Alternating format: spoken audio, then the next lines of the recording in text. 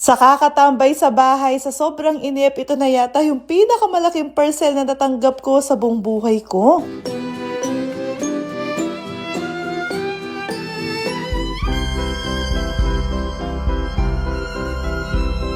Hi, mga Marikoy! Kanina nga pala, meron kaming dumating na napakalaking parcel. Tumakto pa nga na wala sila Daddy Tano kasi may activity si Jace. Pero pagdating ni Daddy Tano, yan nagpatulong na siya kay Ate Christine para iakyat itong napakalaking parcel. Alam nyo ba, lakas loob kong in-order yan sa online, mga Marikoy. At first time ko nga ginawa na nag-order ako ng ganyang napakalaki na parcel sa online. Nakakatuwa nga kahit malaki ito, napakabilis namang dumating dito sa amin. Ayan, pagkaakyat dito, binuksan na kagad ni Daddy Tano. Alam niya kasi naatat ako na buksan to tayusin. At akala niya, mga Marikoy, sa sobrang laki, balikbayan box to. Kabukas nga namin, nakita niya yung laman, nagulat siya na hindi ito balikbayan box. Ito kasi ay furniture at hindi makapaniwala si Daddy Tano na in-order ko ito sa Orange app. Grabe no, mga Marikoy, ibang-iba na talaga yung panahon natin ngayon. Lahat pwede nang orderin through online. Matagal ko na nga nabanggit sa inyo na naghahanap ako ng magandang rocking chair para dito sa nursery namin. Magpapagawa sana ako, hindi natuloy yon, pero nakabili kami ng isa pang upuan na nilagay namin sa kabilang kwarto. Siyempre kapag nanganak ako, may mga times din na uupo ako at magi-stay sa kabilang kwarto. At dahil mas madalas kami dito, kaya nag-decide ako na rocking chair yung ilalagay namin dito. At dapat talaga magpapagawa ako, kaso nakakita ako sa online, napakaganda at napakamura lang. Sa sobrang excited ko nga, mga Mariko, hindi pa tapos i-assemble ni Daddy Tano, tinatry ko na. Reclining chair nga din pala ito, hindi lang rocking, kaya sure ako na marerelax ako. Na binabalak ko, mag-pure breastfeeding ako sa paparating namin na baby. At alam naman nating lahat na kapag newborn, puyatan talaga yung mangyayari, kaya kahit dito na lang ako makatulog, okay lang. Kaso ito lang yung problema namin, hindi namin alam nung una kung saan namin siya ipipwesto. Ako talaga dapat siya balak ilagay, kaso parang kinakain niya yung buong space dito sa side na to. Nag-order na din kasi ako ng crib at saka cabinet para kay baby, so kung ilalagay ko dito, hindi nakakasya. Kaya nag-decide kami ni Daddy Tano, dito na lang sa may gilid namin ilalagay itong upuan na to. Alam nyo na, madaming ikot yung mangyayari sa kwarto na to. Every time na may dumadating na bagong gamit, umiikot talaga lahat. Bukod sa umiikot, mga Marikoy, binibinyagan lahat ni Jace bago pa magamit ng baby, ay nagamit na niya. Habang pinapanood ko nga siya dyan na nakaupo, nahiyayata siya sa akin, mga Marikoy, ako yung pinaupo niya. At kaya pala niya ako pinaupo, magpapanggap siya na siya muna yung baby. Nakakatuwa nga siya kasi hindi siya naninibago kahit na may mga bagong gamit, natutuwa din siya at na-excite para sa bagong baby. At habang nakaupo nga si Jace dyan, inayos ko na itong carpet. At tingin ko, mga Marikoy, pwede na itong carpet na to at hindi na ako mag-order ng isa pa. Makto din yung kulay ng carpet sa kulay ng rocking chair namin. At nung naiayos ko na lahat, mga Marikoy, umupo na nga ako dito habang naglalaro si Jace. Bigla pa nga ako naging emotional dyan kasi ini-imagine ko kapag nandito na si baby tapos nandito din si Jace. Sigurado ako na napakasaya namin kahit na nakakapagod ang magkaroon ng newborn. Dahil nga nilabas ko yung mga laruan ni Jace nung baby siya, ayan, kinakalkal niya kasi baby daw siya ulit. Magpapatulong pa nga siya sa akin dyan sa pagbuo ng puzzle, mga Marikoy, pero bigla akong nakarandam ng antok. In fairness sa upuan na to, effective siya, mga Marikoy. At dahil inaantok ako, hindi na ako ginugulo ni Jace, naiintindihan niya na kailangan ko magpahinga. Dinouble check niya na lang yung mga laruan dito, minake sure niya na ready na para sa magiging kapatid niya. Tapos nakita niya nga pala ako na tinatry ko kung karga ko yung baby, kaya siya yung pumunta dito, mga Marikoy, siya na muna yung baby. At in fairness naman, kahit baby damulag ito na napakalaki, kumasya kami dito sa upuan na to. Kasama nga palang dumating yung dalawang una na to, tinanggal ko na muna para mas ma-relax kami ni Jace. Konting galaw lang namin para na kaming nakaduya ni Jace. Palit nga pala kami ng pesto dyan kasi mas sanay ako sa ganyang side kapag nakahiga. At dito talaga, mga Marikoy, random na random ko na yung antok.